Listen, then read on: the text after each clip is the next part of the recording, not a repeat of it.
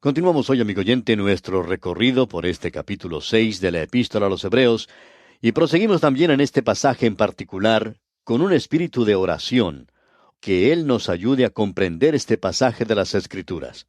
Quisiéramos volver a decir algo que ya dijimos antes en cuanto a este pasaje, que aquí no estamos hablando en cuanto a gente que pierda su salvación porque no hay tal cosa. La salvación ni siquiera es el tema aquí. Aquí se habla de aquellos que recayeron, sean otra vez renovados para arrepentimiento, no para salvación. Ahora en el versículo 9 leemos, Pero en cuanto a vosotros, oh amados, estamos persuadidos de cosas mejores y que pertenecen a la salvación. Él está hablando aquí en cuanto a aquellas cosas que pertenecen a la salvación, que le acompañan. Hay un lugar para las buenas obras, porque Él nos va a juzgar en el tribunal de Cristo. Él está hablando aquí del fruto de la vida del creyente, porque de eso es de lo que Él habla. En el versículo 7 y la primera parte del versículo 8 de este capítulo 6 de la Epístola a los Hebreos, leemos, Porque la tierra que bebe la lluvia que muchas veces cae sobre ella, y produce hierba provechosa a aquellos por los cuales es labrada, recibe bendición de Dios. Pero la que produce espinos y abrojos es reprobada. Vamos a notar aquí varios pasajes en las Escrituras. Cuando Pablo le escribió a Tito, a ese joven predicador, le dijo allá en el capítulo 3 de la Epístola a Tito, versículo 5, nos salvó, no por obras de justicia que nosotros hubiéramos hecho, sino por su misericordia. Cuando uno lee esto, uno pensaría que el apóstol Pablo no le está dando mucha importancia a las buenas obras. Pero cuando uno lee el versículo 8 de este mismo capítulo 3 de la Epístola a Tito, puede apreciar algo más. Él dice, para que los que creen en Dios procuren ocuparse en buenas obras. Las buenas obras no entran en el asunto de la salvación, pero cuando uno llega a ser hijo de Dios a través de Cristo, entonces las buenas obras asumen mucha importancia.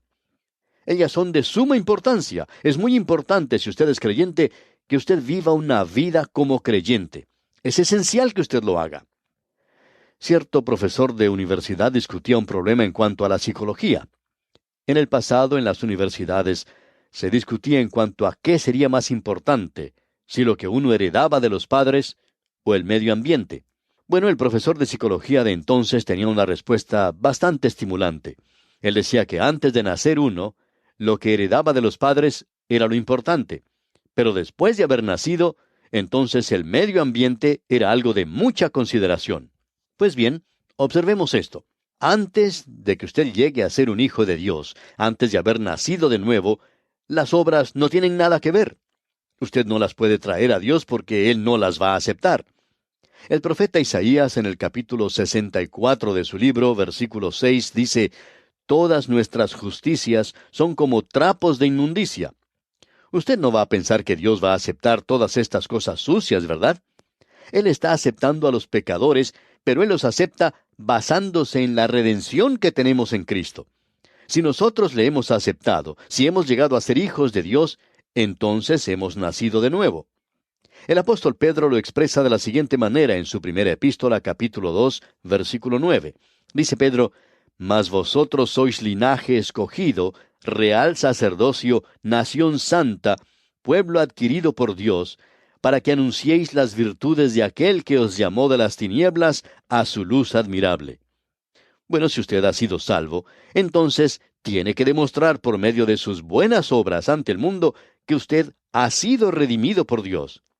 El creyente tiene ahora algo que demostrar, y eso es lo que va a ser juzgado en él. Si él continúa como un niño, siendo nada en el mundo, sino alguien que solo causa problemas, que aleja a la gente de Cristo en lugar de hacerlos al llegar a Él, entonces usted puede estar seguro que esa persona no va a recibir ninguna recompensa. Por el contrario, va a avergonzarse ante Él.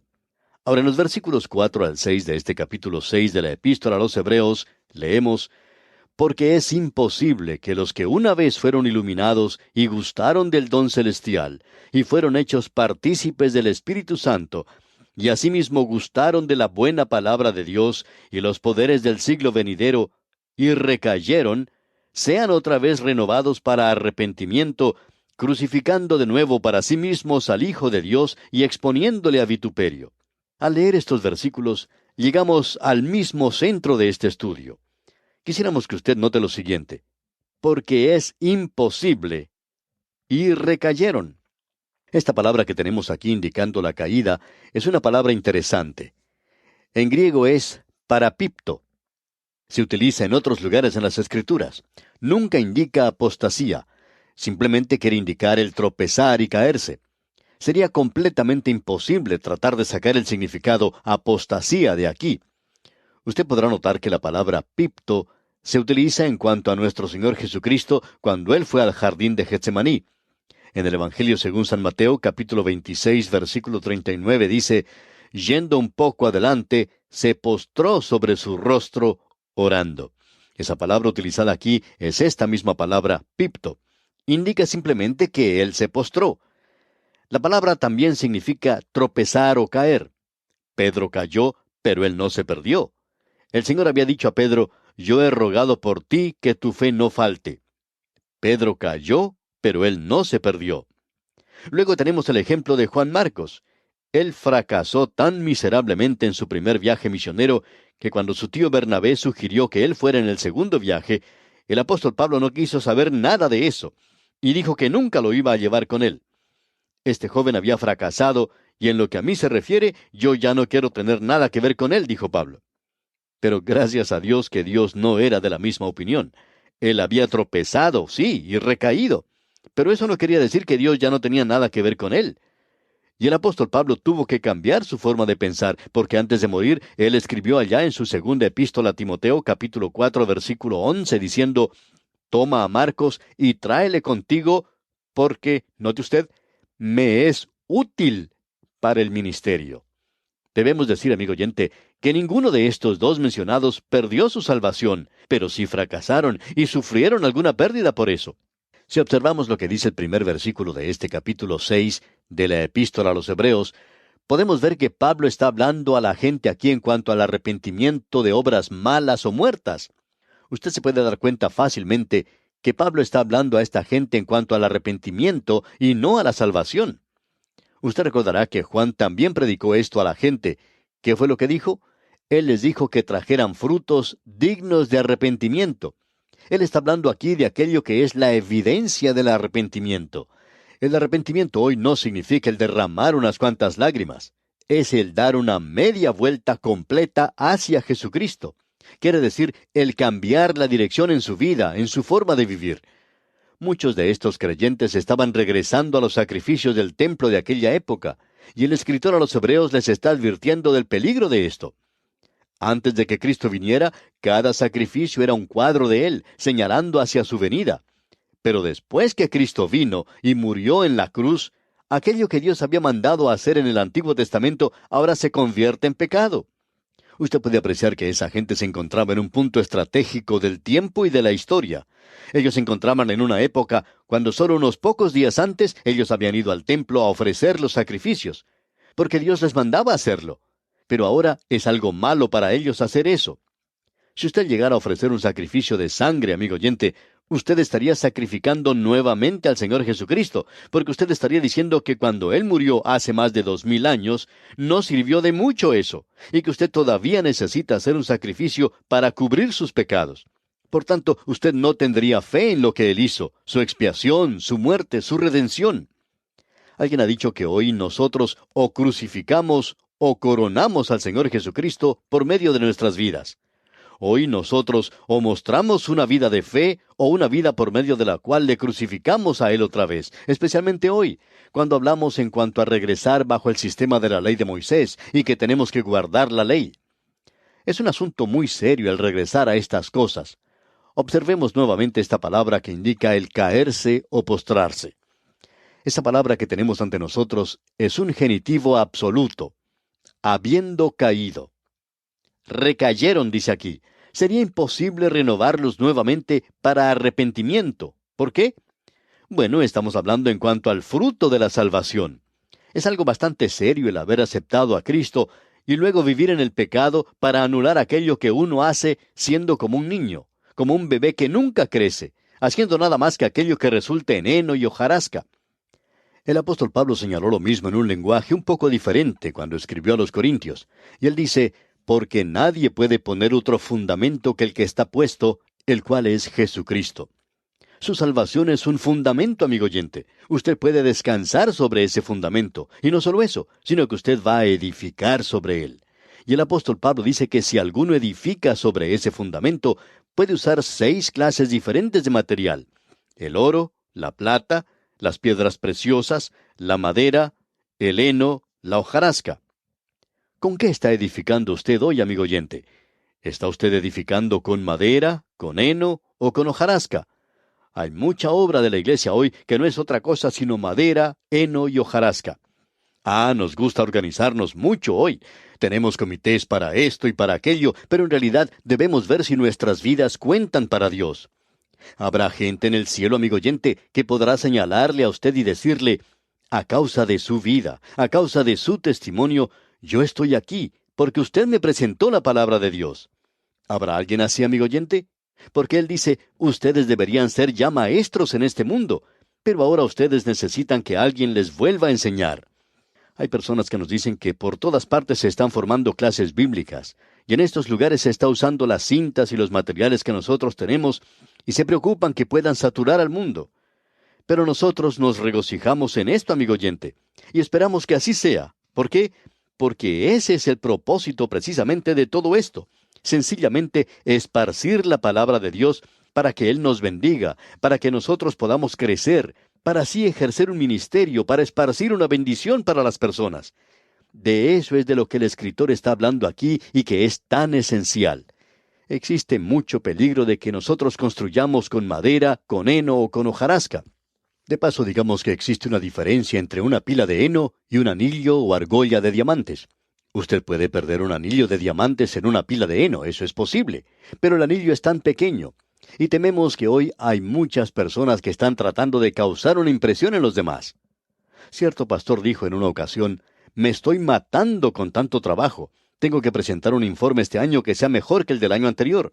Tenemos que aumentar la cantidad de miembros de la iglesia y la cantidad que se da para las misiones. Amigo oyente, debemos decir que usted debe abandonar eso de tratar de edificar con madera, heno y hojarasca. ¿Cuántas personas han sido enseñadas en la palabra de Dios? ¿Cuántas personas han llegado a conocer a Cristo como Salvador? ¿Cuántas personas han sido bendecidas realmente? De eso es de lo que se está hablando aquí. Él dice: existe un peligro de que ustedes edifiquen con madera, heno y hojarasca. Las obras de cada hombre serán probadas por fuego. ¿Y qué es lo que el fuego hace a la madera, al heno y a la hojarasca? Todo eso se quema rápidamente y no queda sino cenizas. De eso es de lo que Él está hablando, de que eso será destruido. De eso es de lo que el Señor Jesucristo habla ya en el capítulo 15 del Evangelio según San Juan, cuando Él dice: yo soy la vid verdadera, vosotros los pámpanos. Ustedes tienen que producir el fruto. ¿Qué clase de fruto? Y Él dice: yo quiero tener una cosecha completa. Luego también presentó en una parábola algo que nos habla muy sinceramente, que la semilla cae en buena tierra. ¿Qué es lo que hace? Produce un 30, un 60, un 100%, y a él le gustaría tener un 100%. Él dice ahora: aquí tenemos una rama que no da fruto. ¿Qué vamos a hacer con esto? Él la quitará de ese lugar de donde tiene que estar dando fruto. Amigo oyente, Él está haciendo eso hoy mismo. En los años que hemos estado sirviendo al Señor, hemos podido observar muchas cosas. Hemos podido ver a gente trabajando con madera, con heno y hojarasca, y también hemos visto a hombres trabajando con oro. Cierta persona era muy respetada en la comunidad donde vivía, pero luego comenzó a hacer algunas cosas deshonestas, y no quisiéramos ir a la presencia del Señor de la misma manera en que tiene que ir este hombre. Debemos decir que él ha perdido su testimonio, y aún así era una persona con un don, una persona a la que es prácticamente imposible dejar de estimar y de querer. Tenemos que tener mucho cuidado, amigo oyente, en cuanto a nuestra vida cristiana. No podemos hacer esto por nosotros mismos. Necesitamos reconocer que el Señor es la vid verdadera, y si vamos a tener algo de vida, tiene que venir de Él. Si vamos a tener algún fruto, tiene que venir de Él. Solo puede pasar a través de nosotros. Eso es todo lo que es el pámpano. No es otra cosa sino una rama que conecta. Eso es todo. Conecta con la vid y luego produce fruto. De eso es de lo que Él está hablando aquí. Veamos nuevamente lo que Él está diciendo aquí en el versículo 6 de este capítulo 6 de la Epístola a los Hebreos. Y recayeron sean otra vez renovados para arrepentimiento, crucificando de nuevo para sí mismos al Hijo de Dios y exponiéndole a vituperio. Amigo oyente, uno puede derramar todas las lágrimas que quiera, pero usted ha perdido su testimonio. Cierto pastor que había tenido algo que ver con una mujer que no era su esposa, ya no podía hacer nada. Él había tratado de ir a diferentes lugares a trabajar, pero no podía hacerlo. Él había perdido su testimonio. Ya no podía trabajar allí. Amigo oyente, el escritor de esta epístola a los Hebreos nos habla de eso aquí, que es imposible renovarlos a ellos para arrepentimiento. No dudamos de la salvación, pero debemos decir esto, que es un individuo muy talentoso, un hombre que podría ser usado ampliamente por Dios, pero inutilizado. Y aquí dice, crucificando de nuevo para sí mismos al Hijo de Dios y exponiéndole a vituperio. Amigo oyente, en cualquier momento en que usted agregue sus obras a su salvación, en cualquier oportunidad en que usted diga, yo soy un hijo de Dios que ha nacido de nuevo y que luego vive como Satanás, entonces está crucificando otra vez al Hijo de Dios. Porque Él vino para darle a usted una redención perfecta y para permitirle a usted que por medio del Espíritu Santo sea lleno del Espíritu de Dios para vivir para Dios. Ahora en el versículo 7 de este capítulo 6 de la Epístola a los Hebreos leemos, porque la tierra que bebe la lluvia que muchas veces cae sobre ella y produce hierba provechosa a aquellos por los cuales es labrada, recibe bendición de Dios. Estas hierbas traen una bendición para el hombre y son algo delicioso para comer. Pero escuche bien lo que dice aquí el versículo 8. Pero la que produce espinos y abrojos es reprobada, está próxima a ser maldecida, y su fin es el de ser quemada. La palabra reprobada aquí es la misma que utilizó el apóstol Pablo cuando dijo, sino que golpeo mi cuerpo y lo pongo en servidumbre, no sea que habiendo sido heraldo para otros, yo mismo venga a ser eliminado. O podríamos decir rechazado o reprobado. Pablo dice, cuando yo llegue a su presencia, yo no quiero ser reprobado. Yo no quiero que el Señor Jesucristo me diga que he fracasado, que Él diga, tu vida debió haber sido un buen testimonio y no lo es. Y amigo oyente, usted va a escuchar estas palabras si usted no está viviendo para Él. Alguien necesita decir estas cosas. Ahora sabemos que no es algo muy popular. Es mucho más popular hoy el escuchar buena música y leer algún poema y citar las palabras de Juan capítulo 14 y versículo 20 y algunos salmos. Son cosas maravillosas. ¿Y cuánto las necesitamos? Pero amigo oyente, usted va a tener que presentarse ante Él algún día, o quizás sea en el día de hoy, y rendir cuentas. Y aquí en la epístola a los Hebreos se nos dice que podemos ser reprobados. Y gracias a Dios que el apóstol Pablo podía decir al final de su vida, he acabado la carrera, he guardado la fe. Por lo demás, me está guardada la corona de justicia. Ah, amigo oyente, el vivir para Dios hoy. Usted tiene que amarle a Él. Aquí tenemos la clave en el versículo 9. Estamos persuadidos de cosas mejores y que pertenecen a la salvación, aunque hablamos así. El apóstol dice, yo estoy persuadido de que ustedes van a vivir por Dios, y que ustedes no van a ser niños en Cristo, sino que van a crecer, que pertenecen a la salvación, aunque hablamos así.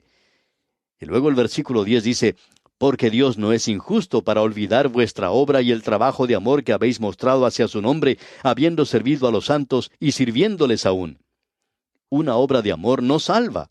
Si usted es salvo, esta es la recompensa que usted recibirá, habiendo servido a los santos y sirviéndoles aún. Aquí es donde vienen las buenas obras. Son, por cierto, una parte importante de la vida del creyente, pero no tienen nada que ver con la salvación. Y en el versículo 11 dice, pero deseamos que cada uno de vosotros muestre la misma solicitud hasta el fin, para plena certeza de la esperanza. ¡Cuán maravilloso es esto, amigo oyente! La obra y el trabajo de amor no es la salvación. Nosotros también necesitamos la seguridad de la esperanza hasta el fin. Y en el versículo 12 dice, a fin de que no os hagáis perezosos, sino imitadores de aquellos que por la fe y la paciencia heredan las promesas. Él está haciendo aquí muchas promesas para nosotros, si nosotros somos fieles a Él. Y en el versículo 13 dice, porque cuando Dios hizo la promesa a Abraham, no pudiendo jurar por otro mayor, juró por sí mismo. Usted sabe que cuando jura, usted jura por algo que es más grande que usted. Y como no hay nada más grande que Dios, entonces Él juró por sí mismo, diciendo aquí en el versículo 14, De cierto te bendeciré con abundancia y te multiplicaré grandemente. Dios le había prometido esto a Abraham. Pero Dios dijo, yo voy a jurar, eso es lo que haré. En el versículo 15 dice, y habiendo esperado con paciencia, alcanzó la promesa. Aquí tenemos algo que es verdaderamente maravilloso. Él esperó con paciencia. ¿Esperó qué? Una nueva seguridad para él vino al haber confiado en Dios. Usted camina con Dios. Usted crece en la gracia y en el conocimiento y la sabiduría de Él, en el conocimiento de la palabra de Dios. Usted tiene un lugar de seguridad, y esa seguridad no puede ser contradicha. Y en el versículo 16 leemos, porque los hombres ciertamente juran por uno mayor que ellos, y para ellos el fin de toda controversia es el juramento para confirmación. Los hombres juran por algo que es mayor que ellos. Dios no juró por la luna, ni por el sol, ni por las estrellas, sino por sí mismo. En los versículos 17 y 18 leemos, por lo cual, queriendo Dios mostrar más abundantemente a los herederos de la promesa la inmutabilidad de su consejo, interpuso juramento, para que por dos cosas inmutables, en las cuales es imposible que Dios mienta, tengamos un fortísimo consuelo los que hemos acudido para asirnos de la esperanza puesta delante de nosotros. ¿Cuáles son las dos cosas inmutables? La muerte de Cristo y la resurrección de Cristo, y su ascensión e intercesión en el cielo por usted y por mí. Él menciona 4 cosas allá en la epístola a los Romanos capítulo 8. Ahora él las divide aquí en 2 cosas inmutables, la muerte y la resurrección de Cristo. Y ahora, el Cristo viviente se encuentra a la diestra de Dios. Eso habla de su ascensión e intercesión. En los últimos 2 versículos, 19 y 20 de este capítulo 6, leemos, la cual tenemos como segura y firme ancla del alma y que penetra hasta dentro del velo, donde Jesús entró por nosotros como precursor, hecho sumo sacerdote para siempre, según el orden de Melquisedec. Aarón nunca fue un precursor, pero Jesucristo lo fue. Él ha ido adelante, él ha sido constituido un sumo sacerdote para siempre, según el orden de Melquisedec.